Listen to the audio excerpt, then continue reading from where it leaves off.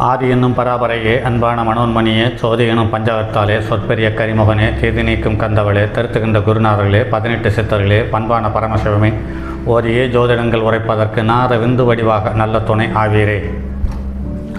உலகில் உள்ள தமிழ் பேசும் அனைத்து நல் உள்ளங்களுக்கும் மற்றும் ஜோதிட சான்றோர்களுக்கும் மூத்தோர்களுக்கும் குருமார்களுக்கும் மற்றும் ஜோதிட ஆர்வலர்களுக்கும் மற்றும் இந்த காணொலியை காணும் உங்களுக்கும் ஆஸ்ட்ரோராஜின் இனிய நல்வணக்கங்கள்.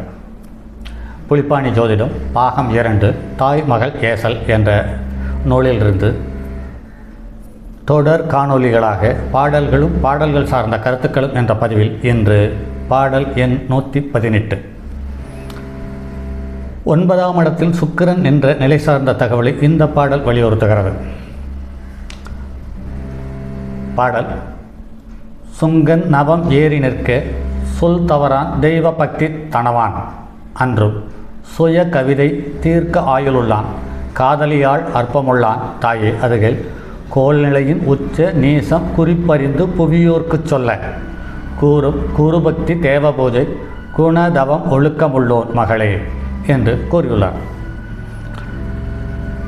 மகள் தாயிடம் கூறுகிறாள், சுக்கிரன் 9ஆம் வீட்டில் அமர்ந்திருந்தால் வாக்கு தவற மாட்டான், தெய்வபக்தி உடையவன், செல்வம் உடையவன், மேலும் சொந்தமாக கவி பாடக்கூடியவன், ஆயுள் பலம் அதிகம், காதல் பெண்கள் குறைவு என்று மகள் கூறி முடிக்கிறாள். அதற்கு தாய் சொல்லுகிறாள், மகளே, இச்சாதகன் ஆசிரியர் மீது மதிப்பு மரியாதை வைத்திருப்பான், தெய்வ வழிபாட்டை தவறாது அனுசரிப்பான், நற்பண்பு தவ முயற்சி ஒழுக்கமுள்ளவன் ஆகிய யாவும் உடையவனாக இருப்பான். இவற்றை சுக்கிரனின் உச்சம் நீச்சம் முதலிய பலத்தின் அடிப்படையிலேயே எடுத்துரைக்க வேண்டும் என்று கூறியுள்ளார்.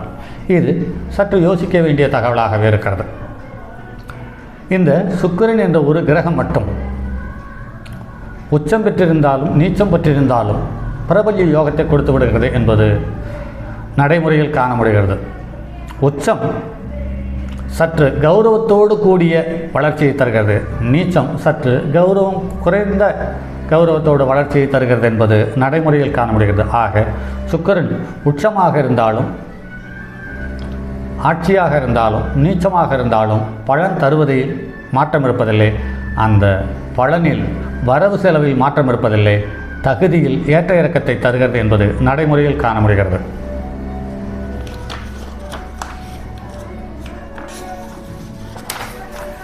அடுத்து பாடல் எண் 119. 10ல் 11ல் சுக்கிரன். சுங்கன் 10ல் ஏறி நிற்க சுருதி மொழி தவறாமல் நடப்போன் அன்றும்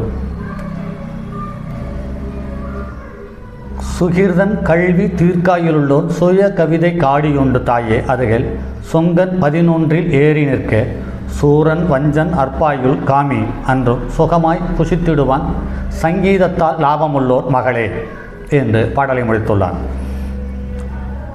மகள் தாயிடம் கூறுகிறாள், தாயே, சுக்கிரன் 10ஆம் இல்லத்தில் வீற்றிருந்தால் வேத வாக்கின்படி பிசகாமல் வாழ்க்கை நடத்துவான், மேலும் அதிர்ஷ்டமுடையவன், கல்வியாளன், ஆயுள் பலம் அதிகம், கற்பனையாக கவி பாடக்கூடியவன், வண்டி வாகனங்கள் வைத்திருப்பான் என்று கூறியுள்ளார்.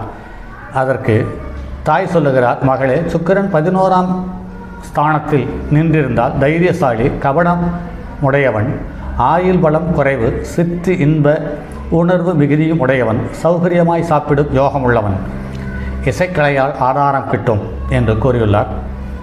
இதில் நம் அனுபவத்தில் சிம்ம லக்கணத்தில் பிறந்து 10ஆம் இடத்தில் சந்திரனுடைய நட்சத்திரமான ரோகிணி நட்சத்திரத்தில் சுக்கிரன் நிற்க சகல சௌபாக்கியங்களையும் கொடுத்திருக்கிறார் என்பது நடைமுறையில் காண முடிகிறது.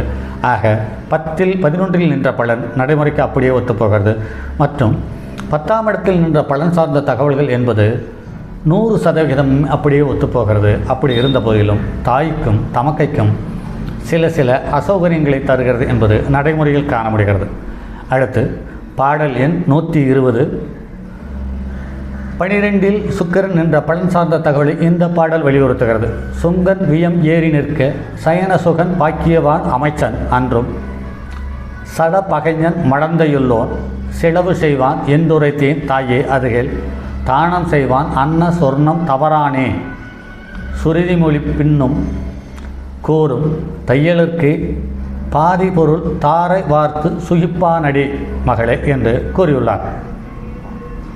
மகள் தாயிடம் சொல்கிறாள், தாயே, சுக்கிரன் 12ஆம் வீட்டில் அமர்ந்திருந்தால் ஜாதகன் படுக்கை சுகமுடையவன், பல்வேறு நற்பேறுகளை பெற்றிருப்பான், மந்திரியாயிருப்பான், மேலும் தண்ணீரால் ஆபத்து உள்ளவன், பெண்களோடு இரகசிய உறவு கொண்டிருப்பான், வீண் செலவுகளை செய்வான் என்று கூறியுள்ளார்.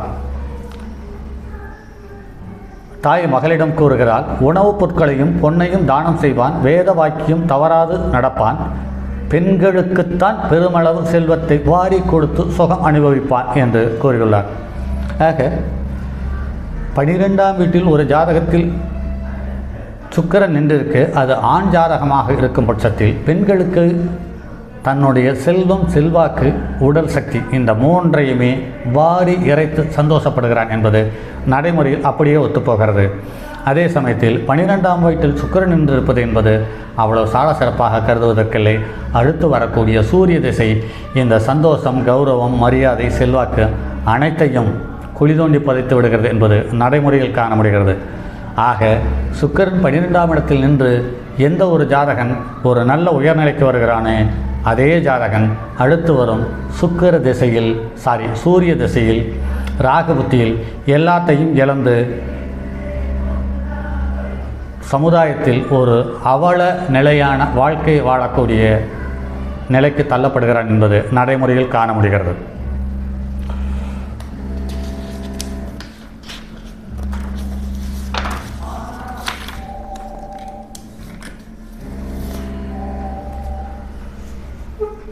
அடுத்து பாடல் எண் 121. 2 அல்லது 3இல் சனி நிற்க. பலன் சார்ந்த தகவலை இந்த பாடல் வலியுறுத்துகிறது. முடவன் 2இல் நின்றிருந்தால் மதலைக்கு களத்திற மெத்த யோகி, அன்றும் மந்த புத்தி உடைய வஞ்சன் தந்திர யோகி, பண்டு நஷ்டம் தாயே அதுகேல். முடவன் 3இல் நின்றிருந்தால் முந்தும் பிதற்கும் தனக்கு பீடை காமி, அன்றும் முடவன் நீச கிருத்தியன் மைந்தன் சகோதரக்கு கேடு மகளே என்று பாடலை முடித்துள்ளான். பொதுவாகவே 2ஆம் இடத்தில் சனி நிற்பது என்பது அவ்வளவு சிறப்பாக அமைவதில்லை. 3ஆம் இடத்தில் சனி நிற்பதும் அவ்வளவு திருப்திகரமாக அமைவதில்லை.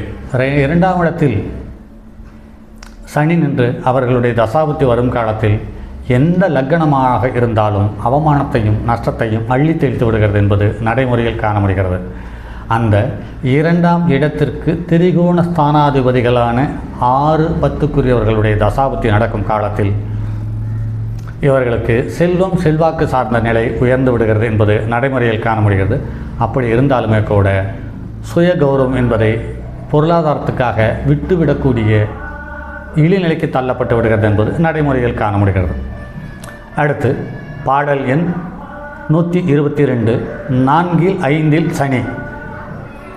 சனியில் 4இல் நின்றவளன் ஜனபகைஞன் துக்கி வாதரோகி, அன்றும் சுணங்கள் பெற்ற மாதர் பீடை நட்டன் கால்முடவன் தாயே அதுகேல். சனி 5இல் நின்ற பலன் ஜென்மதுக்கொன் அற்ப ஆயுள் ரோகி, அன்றும் ஜென்மனுக்கு புத்திர தோஷம், பிதுர் நஷ்டம், தேக பின்னம் மகளே என்று பாடலை முடித்துள்ளார். மகள் தாயை பார்த்து சொல்லுகிறார், சனி 4ஆம் வீட்டில் அமர்ந்திருந்தால் ஜாதகன் பொதுமக்களோடு விரோதம் கொள்பவனாக இருக்கிறான், கவலைப்படுவான், வாத நோய் உள்ளவன், எந்த செயலிலும் தயங்கி தாமதிப்பவன், ஈன்ற தாய்க்கு துன்பம் உண்டு, பொருள் நஷ்டம் உண்டாகும், காலில் குறைபாடு தோன்றும் என்று கூறியுள்ளார்.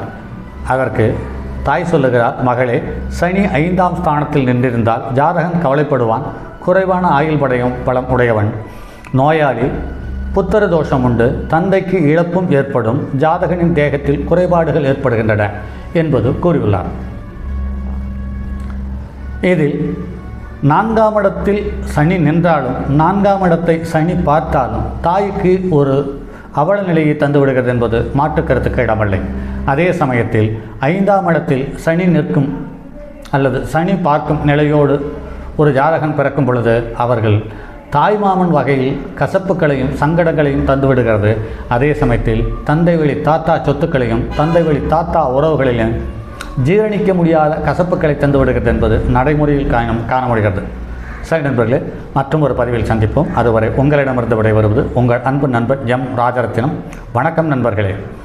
தங்கமான் மழுவோடேந்தி தன்மதி தலையில் கொண்டோர் மங்கையர் பதிக்கச் சொன்ன மாமொழி ஜோதிடத்தை இங்கு யாம் உரைப்பதற்கோ இமை என்னும் பிழை வராமற் காக்க செங்கன் மால் மருகன் யானை சிறன் பதம் காப்பதாமே.